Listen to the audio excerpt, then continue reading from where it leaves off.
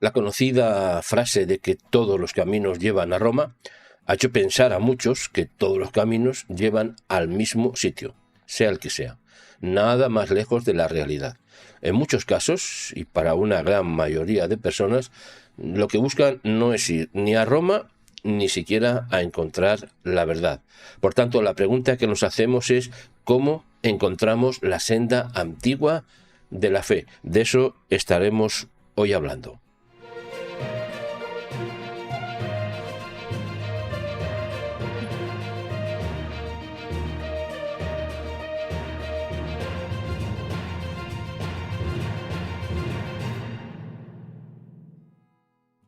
Bueno, amigos, antes de continuar, voy a pedirle a María Isabel que nos dé un saludo en este día que estamos con una sensación de catarros y de gripes y todo eso, y nuestra voz seguramente no estará en las mejores condiciones, pero espero que nuestra alma nos acompañe, aunque no nos acompañe la voz y tengamos alguna tos que otra. Adelante, María Isabel. Salón, amigos. Como decíamos al principio, ¿cómo encontrar la senda antigua de la fe? Creo que es una interesante pregunta.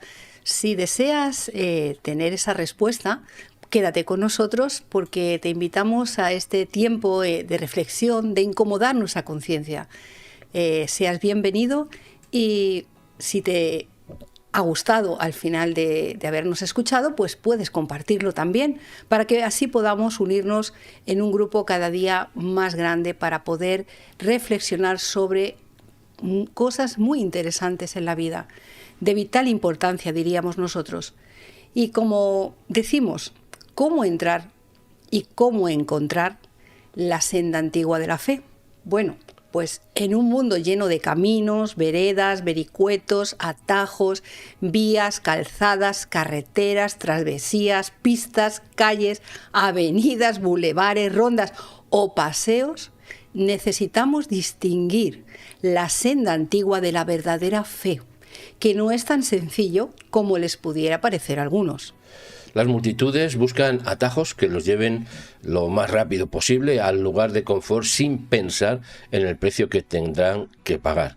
¿Cuál es la senda antigua que nos lleva a la verdad? Mirad, antes de contestar, déjame decirte que la senda antigua que nos lleva a la verdad no pasa por Roma, bajo ningún concepto, pero exige un precio que hay que estar dispuesto a pagar, a lo menos en parte. Sí, todo recorrido, itinerario, ruta, trayecto o viaje necesita una planificación que los más ingenuos y simples no tienen en cuenta e incluso directamente desprecian. Los inteligentes, sabios, prevenidos y sagaces tienen en cuenta que no solo saber a dónde quieren ir o los medios con los que se cuenta, sino también las fuerzas físicas y emocionales que se tiene. El concepto que tenemos de nosotros mismos es determinante para medir nuestra capacidad de encontrar y transitar por la senda antigua de la verdadera fe. Y esto lo dice la Escritura en la carta de Romanos. Dice, digo pues por la gracia que me es dada a cada cual que está entre vosotros, que no tenga más alto concepto de sí que el que debe tener, sino que piense de sí con cordura, conforme a la medida de fe que Dios repartió a cada uno. Mirad, los que emprenden un viaje deben estar conscientes, seguro que todos lo sabemos, ¿verdad? Las dificultades, los tropiezos, los peligros, los imprevistos que se pueden presentar a lo largo del viaje e incluso antes de haber empezado, ¿verdad? ¿Cuántos han empezado un viaje y se han dado cuenta de que era muy complicado seguir y se han vuelto atrás? Enseguida se han vuelto atrás. El viaje por la senda antigua es un viaje, además de valor, exige determinación, compromiso, fidelidad como parte del equipaje que necesitamos, pero sobre todo exige la humildad de querer aprender sin considerarte mejor o más sabio que los demás. La piedra en la que muchos burros tropiezan, con todo respeto por los cuadrúpedos, se llama tozudez y enmarcada está en un evidente complejo de superioridad. Si ya es malo tener un cierto complejo de inferioridad, es terrible y dañino para nosotros mismos y para los demás, exhibir el mencionado complejo de superioridad ya es lo más. El concepto que debemos tener de nosotros mismos debe ser el justo y el apropiado. No podemos inclinarnos hacia el complejo de inferioridad ni decantarnos, al estridente y llamativo complejo de superioridad. Mira, la demanda que nos hace el cielo es que tengamos cordura en relación con lo que pensamos de nosotros mismos, cuya definición es tener prudencia, tener sensatez y buen juicio. Los acomplejados de inferioridad o de superioridad son complejos. Especialmente estos últimos, el complejo de superioridad, crecen o carecen, mejor dicho, de prudencia en todas las acciones y decisiones que hacen, pero lo agravan al carecer también de la sensatez y del buen juicio que toda acción precisa. Todo complejo es básicamente carente de buen juicio para medir o para entender lo que pensamos tanto de nosotros mismos como especialmente de los demás. Sí, así es, porque la crítica desmedida, falta de juicio, las palabras malsonantes, soeces, agresivas, denigrantes hacia los demás, nos degrada en primer lugar a nosotros mismos. La mejor manera de que no recibamos lo que sembramos es no sembrar lo que queremos recolectar. La lucha interior que todos tenemos es mantener el equilibrio ante las críticas, ante los insultos o mentiras vertidas contra nosotros mismos, ¿no? Contra nosotros. No es fácil mantener el equilibrio emocional ante los insultos groseros de los que se creen superiores a los demás, sea profesional o espiritualmente hablando. Lo peor que nos puede pasar es creernos superiores, moral y espiritualmente ante los demás.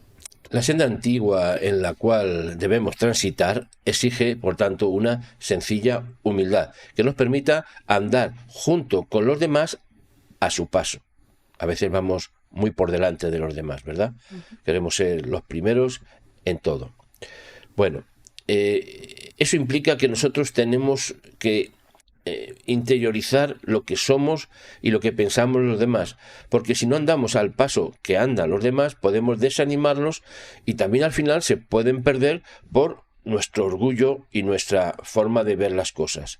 Los que corren por la vida orgullosos sin ser mejores que los demás quieren llegar a la meta, hemos dicho, los primeros para recibir ¿qué? Pues honores, halagos y toda clase de reconocimientos, que es lo peor que alguien puede desear. En realidad, tal vez reciban honores, reciban halagos y reconocimientos, pero no de aquel que todo lo ha creado, incluso de lo que estamos hablando, que es la senda antigua de la fe, Isabel. Sí, porque la sencillez de corazón es la antítesis del vano orgullo, que tiene infectados a una inmensa mayoría que han perdido el norte de la fe y el propósito de la vida. ¿Se habrán hecho alguna vez la pregunta, ¿para qué estoy aquí? Si una persona no sabe para qué está aquí, lo más probable es que no sepa a dónde ir y por tanto no encontrará pues la nombrada senda antigua de la fe, que nos conducirá a restaurar el mundo, empezando siempre por nosotros mismos. ¿Podríamos cambiar el mundo exterior sin cambiar nuestro mundo interior? Todo intento por querer cambiar el mundo sin empezar primero por cambiar uno mismo, pues acaba mal y muy mal. Dice la palabra en Jeremías, así dijo el Señor, porque en los caminos, paraos en los caminos, mirad y preguntad por las sendas antiguas. Cuál sea el buen camino, andad por él, y hallaréis descanso para vuestras almas. Mas dijeron, no andaremos. Fijaros que la advertencia del Señor por medio del profeta Jeremías es de preguntar por las sendas antiguas, que implica en sí mismo un sano deseo de buscar mediante preguntas honestas que le hacemos a Dios. ¿Cuántos le han preguntado a Dios por las sendas antiguas, por el camino correcto? ¿Cuántos han pensado en preguntar por el buen camino? ¿Cuántos se han parado, se han detenido a preguntar en qué camino estoy aquí y ahora? Toda pregunta que se le hace a Dios tiene respuesta. toda. Pero como es evidente, primero hay que preguntar para que se nos responda. Tal vez pensamos que con tener en la mente las preguntas es suficiente. No es así.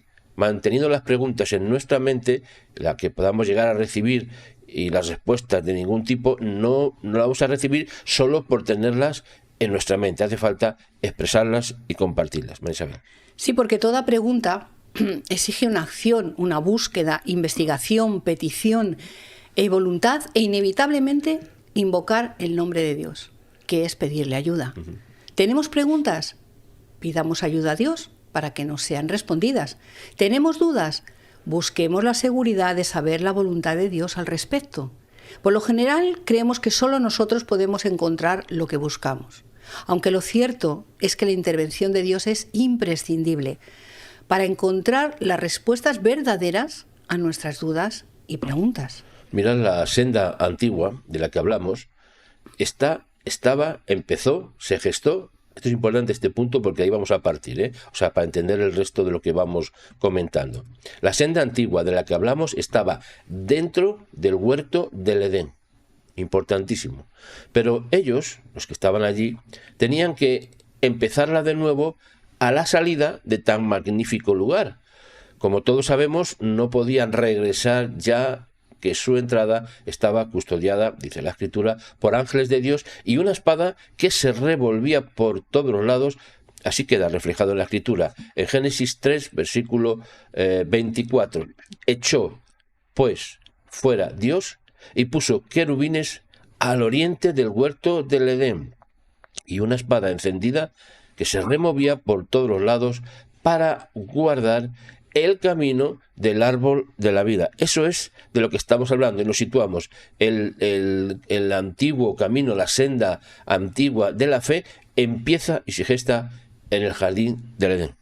Sí, porque cuando Adán y Eva fueron echados del paraíso, tuvieron que elegir un camino, una dirección, una senda, que los llevaría a vivir fuera del mencionado jardín, de otra manera a la cual estaban acostumbrados, ¿verdad? Nos podemos imaginar lo que sería para Adán y para Eva, empezando un camino inexistente, sin saber qué dirección tomar.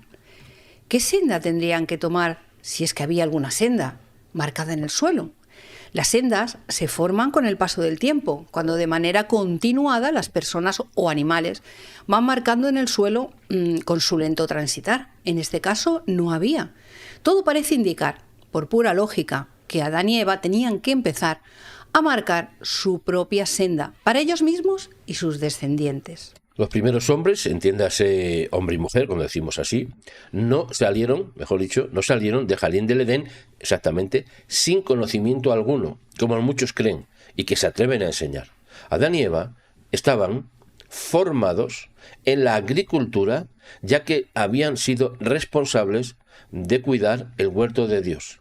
Dice Génesis 2:15, tomó pues, creo que lo tengo aquí en pantalla, permitidme que lo ponga para que lo podamos ver. A ver si lo tengo aquí. Sí. Hecho, pues, hemos dicho, ¿verdad? Hecho, ese es el versículo que estoy tomando. El siguiente, ¿no? Es el siguiente, sí. Vale. Tomó, pues, Dios al hombre y lo puso en el huerto del Edén. ¿Para qué? Para que lo labrara y lo cuidara. Génesis 2:15, por tanto, cuando salió del jardín del Edén, el hombre sabía labrar y sabía cuidar la tierra. No eran simios que se arrastraban, como nos quieren hacer creer. O sea, los primeros hombres, a pesar de ser echados del huerto de Dios, no salieron incultos, ni asilvestrados y caminando encorvados como simios. Nada más lejos de la realidad, porque los primeros hombres salieron del huerto de Dios preparados y formados con conocimientos agrícolas y del cuidado de la tierra. Los conceptos labrar y cuidar aquí denotan formación agrícola y también lo que hoy llamaríamos formación ecológica en el cuidado de la tierra. Por tanto, presumimos que los hombres que salieron del huerto de Dios no eran simios ni cosa parecida. Dios los creó con claros distintivos y rasgos humanos diferentes a los simios, con la capacidad de sembrar, de almacenar, de cuidar del medio ambiente. ¿Se ha visto, pregunto, se ha visto algún simio plantando, cuidando lo sembrado, recogiendo en graneros y cuidando el medio ambiente? ¿Alguien lo ha visto? Solo en las películas de ciencia ficción como la titulada El planeta de los simios. En esta búsqueda de la senda antigua, la cual dejaron atrás en el huerto del Edén, Adán y Eva tenían que poner en práctica los conocimientos adquiridos en el huerto de Dios, aunque la tierra ahora estaba produciendo algo que no había en el paraíso, a saber, cardos y espinos, que tenían que quitar para poder sembrar. Caín también tenía claras referencias de la senda antigua que se creó y empezó dentro del huerto, ya que el hijo de Adán se estableció al oriente del Edén. Y fijaros lo que dice en Génesis 4:16. Salió pues Caín de delante de Dios y habitó en tierra de Nod, al oriente del Edén. En otras palabras, todas las generaciones después de Adán y Eva tenían conciencia y conocimiento de cuál era la senda antigua de la fe que Dios les había mostrado y que ahora ellos tendrían que reproducir, aunque fuera en un medio tan hostil como era la tierra en ese momento posterior a la salida del huerto. En el caso de Caín, que optó por vivir, fíjate, dice la Escritura, al oriente del Edén, en una zona conocida como Nod, en este punto debemos recordar que Caín era agricultor. Caín era agricultor. O sea, que no es que salía también del Edén o de su familia totalmente sin conocimiento de ningún tipo, ¿no? La salida del huerto, incluidos ellos mismos, por tanto, tenían conocimientos agrícolas y ganaderos. Recordad que en el caso de que hayamos dicho era labrador. En este punto hemos de recordar que Caín era agricultor de la tierra y que su hermano Abel, como ya todos sabéis, era pastor. En todo caso, ambos estaban formados en la agricultura y en la ganadería, siendo su forma preferente de subsistencia. Sí, toda la familia de Adán y Eva, incluidos ellos mismos, tenían conocimientos agrícolas y ganaderos. La salida del huerto de Dios no los dejó incapacitados para retener conocimientos, de ninguna manera. Tenían especialmente el recordatorio de esa senda antigua de la fe que tenían que seguir construyendo fuera del Edén.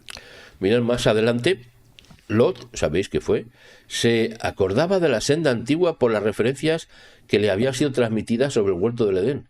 O sea que todas estas personajes y personas históricos y de la Biblia tenían referencias de la senda antigua que ya la estableció Dios en el huerto del Edén. Lot eligió un terreno por lo parecido que era al huerto del Edén, al huerto de Dios, siendo zona de riego, dice, al igual que lo era el Edén. El caso era que Lot tenía referencias claras no sólo de carácter geográfico, sino también espiritual de cuál debía ser su forma de vivir. En Génesis 13:10 nos dice, también voy a ponerlo en pantalla para que lo tengamos un poquito, a ver si lo encuentro. Bueno, lo va leyendo Marisabel, por favor, yo lo busco. En Génesis lo leo, vale. Alzó Lot sus ojos y vio toda la llanura del Jordán. Toda ella era de riego. Fíjate lo que dice después. Como el huerto de Dios, como la tierra de Egipto en dirección a Zoar, antes de que Dios destruyera Sodoma y Gomorra. La senda antigua se estaba construyendo, siendo el camino por el cual los hombres tenían que transitar para dar forma a esa senda espiritual que los llevara de vuelta a una especie de Edén construido, especie solamente, por los seres humanos. La esperanza parecía volver cuando los hombres empezaron a pedir ayuda a Dios. Hemos dicho que pedir ayuda era invocar el nombre de Dios. En el tiempo de Enos, hijo de Set, e hijo, a su vez, de Caín. Dice Génesis 4:26, y Set también le nació un hijo, que puso por nombre Enos. Entonces los hombres comenzaron a invocar el nombre de Dios.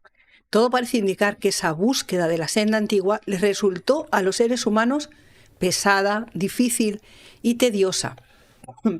Aunque el problema no era encontrar la senda antigua, que ya la conocían, sino obedecer la voluntad del Creador. En poco tiempo los hombres se volvieron malos y la maldad en todas sus formas se extendió por un mundo saturado de maldad, de odio y de muerte. ¿A qué se debía esta maldad tan evidente en la tierra? El corazón se inclinó a hacer lo malo, en contra de la senda antigua que marcaba el futuro, pero los hombres no querían obedecer. En Génesis 6, 5, 6 nos lo explica. Vio Dios que la maldad de los hombres era mucha en la tierra y que todo designio de los pensamientos de su corazón solo era de continuo el mal. Y se arrepintió Dios de haber hecho al hombre en la tierra y le dolió en su corazón. Fijaros lo que estamos leyendo, y a Seth también le nació un hijo, como he dicho, que puso su nombre, ¿no? Entonces los hombres comenzaron a invocar el nombre de Dios, lo hemos leído antes, y vio Dios que la maldad de los hombres era mucha. Era mucha. Esto es lo sorprendente, ¿no? Habiendo salido de un huerto maravilloso, habiendo tenido las experiencias que estaban teniendo con el Creador, en vez de vamos a hacer lo que tenemos que hacer, empezaron a hacer justamente lo que no tenían que hacer. Todo parece indicar que en esa búsqueda de la senda antigua, del resultado que hemos escuchado, muy pesada y difícil. El huerto del Edén fue afectado al punto de que el hombre fue echado e impidiéndole volver a entrar otra vez. La tierra fue afectada con violencia, contaminación y muerte. Todos los pensamientos de la mayoría de los seres humanos eran para hacer el mal. Incluso el corazón de Dios fue afectado con dolor. ¿Se parece en alguna manera la situación del hombre con lo que hoy en día está pasando? Lo vamos a responder después, pero antes vamos a escuchar uno de esos cánticos que nos ha mandado Josué, que habla del sonido del shofar. Adelante, Josué.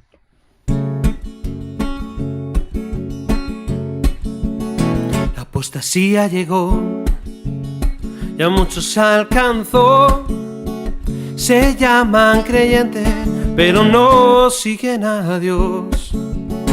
Ecumenismo llegó, ya muchos alcanzó, juntándose grandes masas en el nombre del Señor.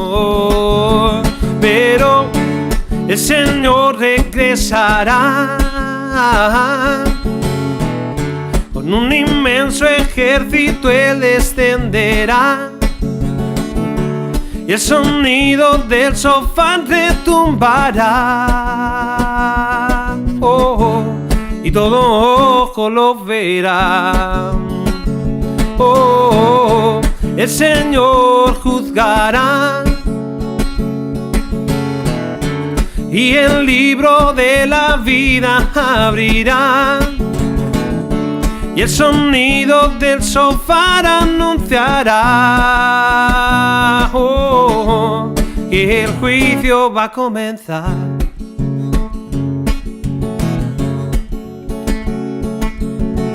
Costumbre oscura llegó y a muchos se engañó, distinguidos creyentes al infierno se llevó. El consumismo llegó y a muchos arrastró, con bonitos regalos a sus hijos se engañó. Pero el Señor regresará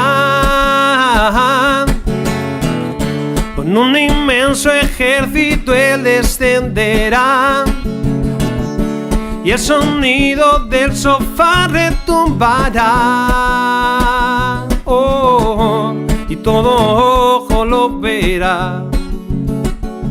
Oh, el Señor juzgará y el libro de la vida abrirá y el sonido del shofar anunciará que el juicio va a comenzar. Bueno, en términos generales, los seres humanos no piensan en encontrar la senda antigua de la fe. Más bien lo que piensan los seres humanos de hoy en día, y los de antaño también, es cómo destruir o desfigurar la senda antigua de la fe para que nadie la encuentre. La tragedia se cernió sobre la humanidad y solo unos pocos se salvaron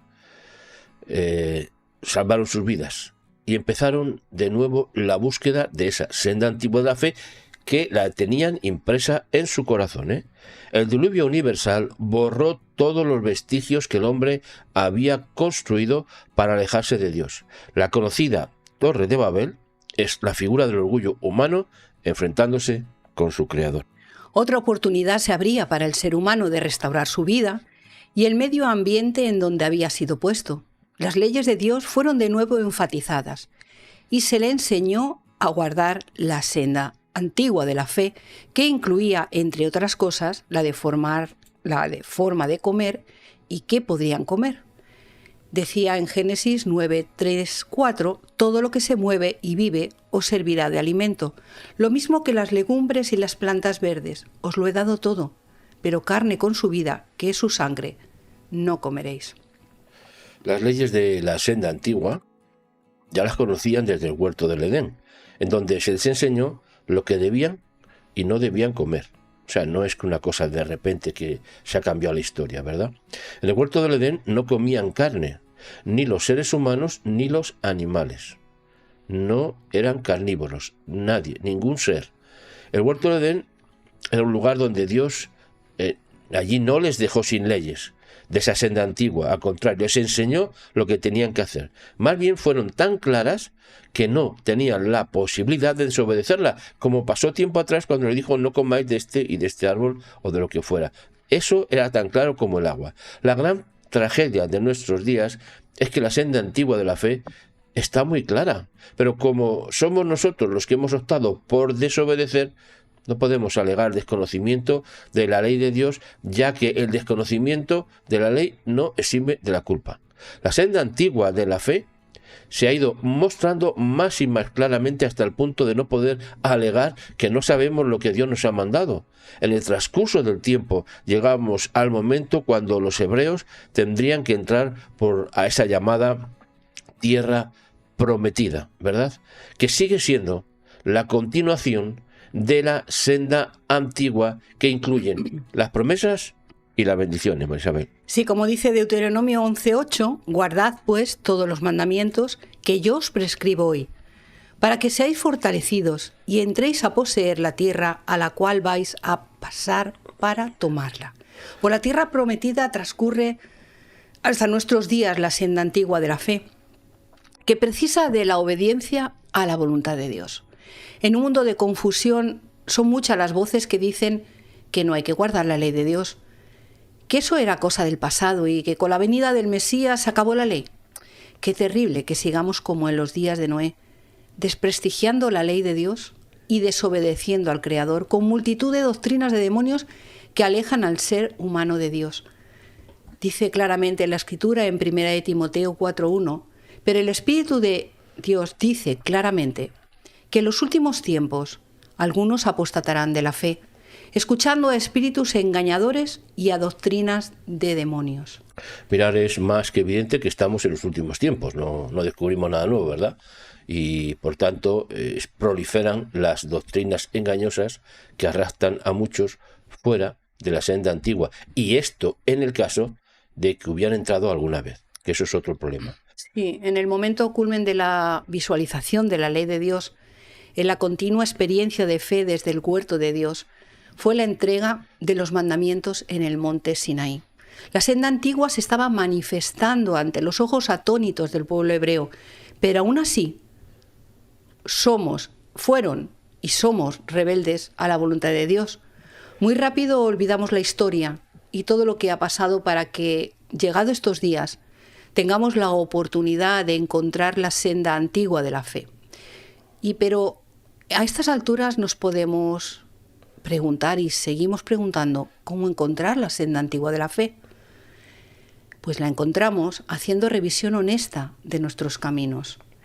En Ageo 1, del 5 al 6, dice: pues así ha dicho el Señor de los ejércitos, meditad bien sobre vuestros caminos, sembráis mucho, pero recogéis poco, coméis, pero no os saciáis, bebéis, pero no quedáis satisfechos, os vestís, pero no os calentáis.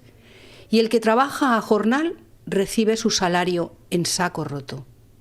Fijaros que por mucho que sembremos, no recogeremos bendición si antes no meditamos en los caminos por los cuales estamos andando en la actualidad.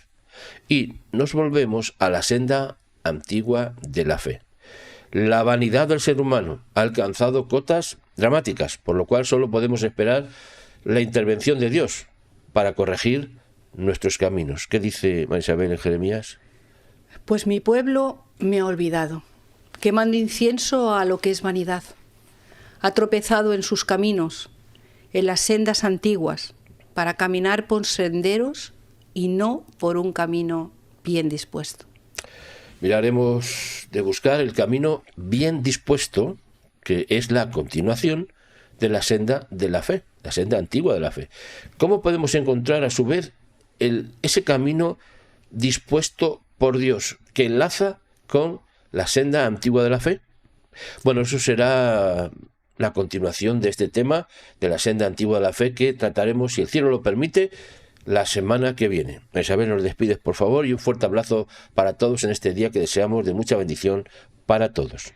Bueno, pues os dejamos con esta reflexión tan importante para nuestras vidas, que podamos preguntarnos dónde está y que queramos encontrar, porque, como hemos dicho, no podemos solamente quedarnos en nuestra mente con la pregunta, sino que esa pregunta tiene que llevar a una acción.